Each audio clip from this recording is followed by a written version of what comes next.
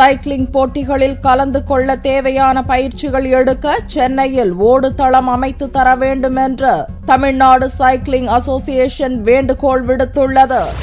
சென்னையில் இயங்கி வரும் தமிழ்நாடு சைக்கிளிங் சங்கத்தினர் சென்னையில் செய்தியாளர்களை சந்தித்தனர். தமிழகத்தைச் சேர்ந்த சைக்கிளிங் வீரர்கள் தேசிய மற்றும் ஆசிய அளவிலான போட்டிகளில் பங்கேற்பதை சுட்டிக்காட்டிய இச்சங்கத்தினர் தற்போது போதுமான பயிற்சி தர முடிவதில்லை என்று கவலை தெரிவித்தனர். இதற்காக சென்னை ஷெனாய் நகரில் சைக்கிளிங் ஓடுதளம் அமைத்து தர வேண்டும் என்று கோரிக்கை விடுத்தனர்.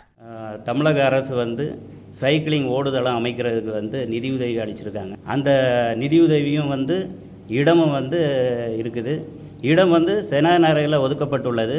இந்த ஓடுதளம் வெகு விரைவில் தமிழக அரசு அமைத்து கொடுத்தால் ஏற்கனவே இருக்கும் சைக்கிளிங் விளையாட்டு வீரர்களை விட பல மடங்கு விளையாட்டு வீரர்கள் உருவாக்கப்படுவார்கள்.